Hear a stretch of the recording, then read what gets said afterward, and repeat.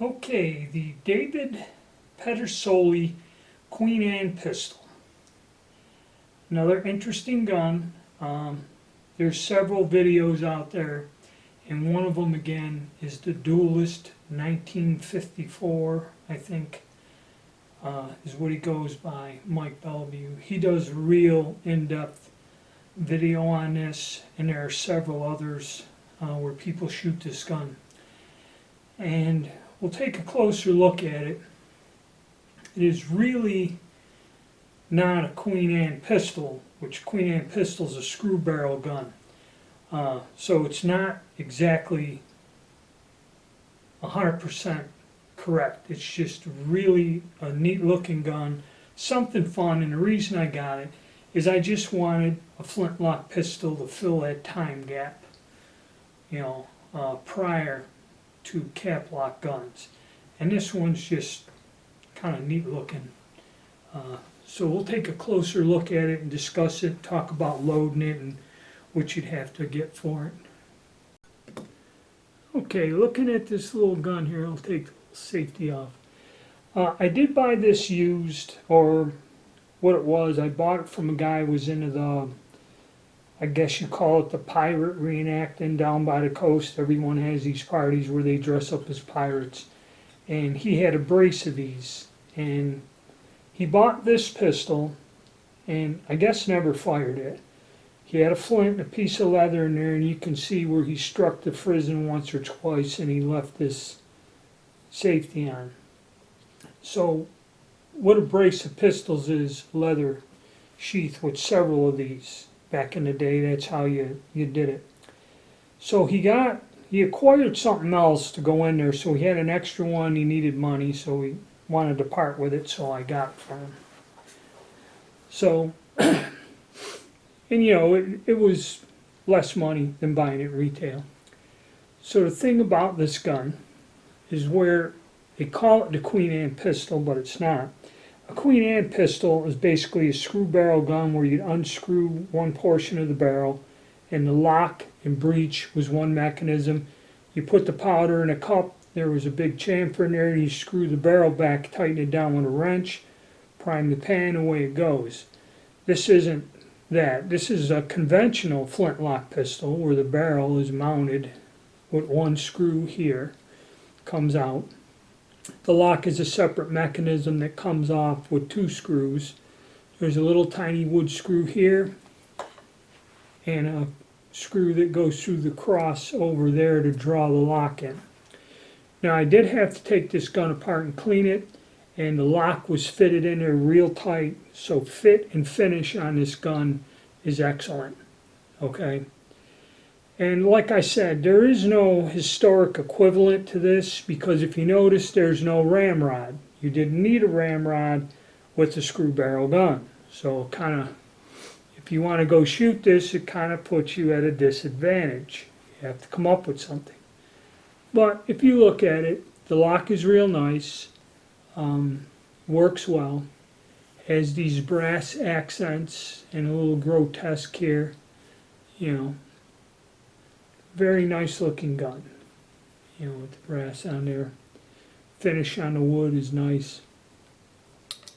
Okay, and it is a 50 caliber smoothbore. Now if you look at the end of the barrel, and you'll notice there's a very heavy chamfer there. And I'm going to discuss that where the other guys in their videos don't tell you why that's there. And that's there for a reason. Okay.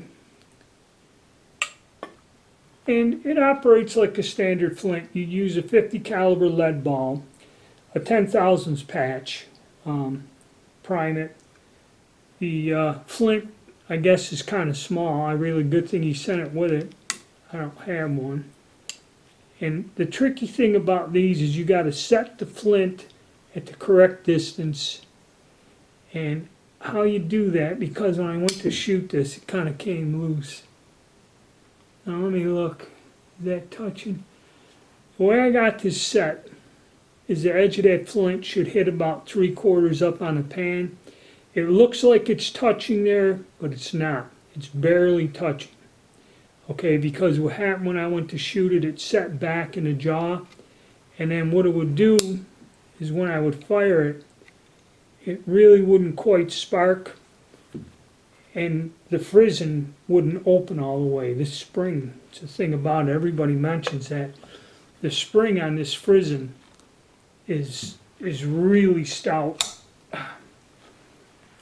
and it wouldn't pop open. So I had to make adjustments with it. But once I got it, it worked pretty good.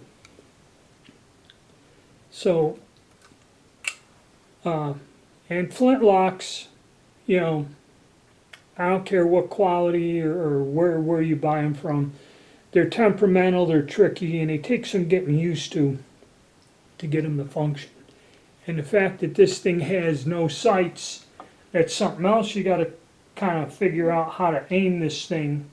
Because if you like just look down where you see the whole top of the barrel, you shoot about 2 feet high at 7 yards or so. So it is an interesting gun. It's really a lot of fun to shoot. Okay. So now say you get one of these and you go, all right, well, how do I load the damn thing? Okay, and Dixie Gun Works in their book says to use a 10 thousandths patch with a 50 half-inch diameter ball. Okay, but if you check the bore, you'll find the bore is like 4 thousandths, or the ball is 4 thousandths smaller than the bore. Okay, and that's where the duelist, what he did was put the bare ball down and then push down with a ramrod and then put a wad or something over to hold the ball in place. I did something different. But before we get into that, okay, you say, well, how did you do that? There's no ramrod with this gun. That's right. So what I did is went to Track of the Wolf, and this is a ball starter or whatever, and they have them in different lengths. The standard one you get in the store from like Thompson Center is this one. And what you do is you would take and push a ball into a rifle barrel and get it started, then start it down with this and use your ramrod afterwards, like for a Hawken or something. And this one here, that's what this is. I bought this a long time ago and that's what I use it for, but if you notice the end is not threaded. The ones you get from Track of the Wolf, there's a thread in the end of that. Similar thing, same thing. This is longer, it's 12 inches. Okay, and more than enough room to go to the bottom, okay, and push the ball down. So this is what I use for a ramrod, okay. Also, because it's threaded, you can get a couple accessories. I'll get them out here. Okay, one is this jag, 50 caliber jag, and this isn't a button jag. This has a little stem to it. And this is what I use to run the patches down to clean the gun. Okay. I wouldn't use this to ram the ball home because it's pretty close to the size, and when I wrap the patch around the ball, it does kind of go over, it could get stuck. And then another thing I got also is this scraper. And what this does is you screw this on there when you get caking. Because this thing here, when I got it to work and once I straightened the thing out with the flint, I started getting a flash in the pan and the gun wouldn't go off. Well, what happened is I had to use a vent pick, go in there and pick down. There was some unburnt powder residue by the flash hole. So what you would do is once that builds up after a few shots, you take a scraper, run the scraper down to the bottom of the barrel, and then flat edge you see it gets stuck on. I think there's a burr in that flash hole. And you would use this to loosen that, then run a patch down and get it out. You'll see I do that in the video where I shoot it. I show you what comes out of there. So you'd need these two attachments and then this starter rod, and you're set to go, man. And then, you know, priming the pan and everything else. It's a neat gun, and it shoots well. Now another thing, loading this. There's several people out there to do it, and they really don't show you how to load it, and I load it differently. And what I'm going to do is set it in the stand, and I'm going to show you what I had to do to load it. And because a lot of people will tell you, well, you know, using that half-inch ball in a 10 thousandths patch, it's going to be like, I don't know, it's over 10 thousandths. It's like 10 or 15 thousandths bigger than a bore diameter. And it's not just going to push in with your finger, okay? Okay, now, you need a stand, number one. That's why I knew this in advance. And another thing, remember I told you there's that big chamfer on the end of the muzzle. Well, that's there for a reason. When you put your patch, I had a patch to show you the patch sign, you would put your cloth patch up here, the ball on top, and then what I would do is take this, and you have to hammer that ball down into the barrel. That's what that big chamfer is for. You give it something to squeeze it. And all I did was put it up there and hit it 2 or 3 times like this. You don't need the force to like drive a railroad spike through 4 inches of wood. Just a little tap. And if you ever looked at old dueling pistols or old target pistols with that weird, real deep rifling cut in there were wooden mallets and hammers to come with it, and that's what you had to do with these old guns, is you had to kind of whack that ball down in there. I'd get it started, and then I'd use this, because it's shorter, to get it going in there, then used the long one without that on there, so you don't catch it, to get it all the way down. Okay, so the stand is imperative, some sort of little hammer. I'm going to go get a rawhide hammer, is something you can use, or a rubber mallet, it doesn't matter, as long as it's non-marring and soft. And it does not take a lot to give that lead ball a whack and get it started. I did recover the patch, so you know, you want to argue that's not the way to do it, and you get what's called patch sign. If you look at the patch, you see it's real nice. It's what it should be. There's a slight burning around where the ball rested. It didn't tear the patch, it didn't incinerate the patch, and there's no holes in it.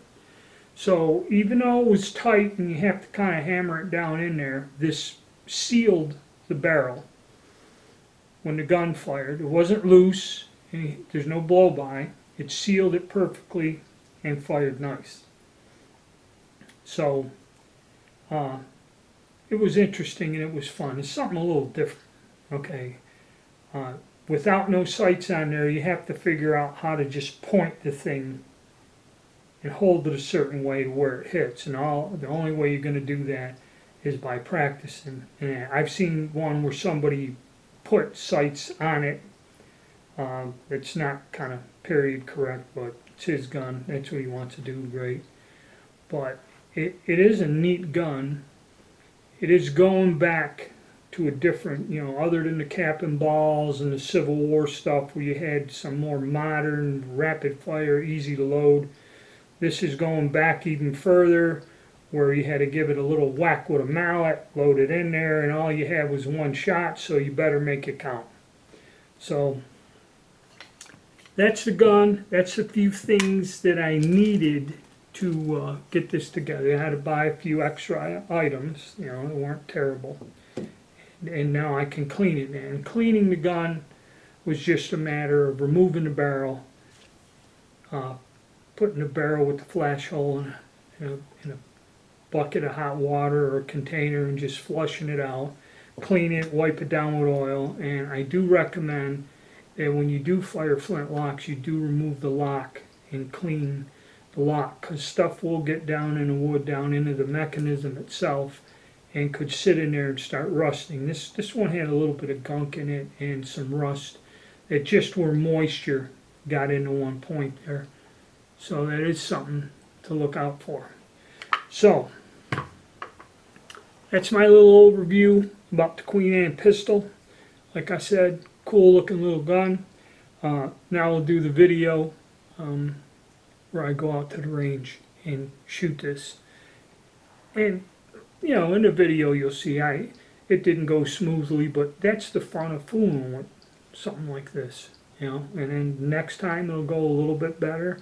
Know exactly what to check, what to tighten down, and just have more fun with it.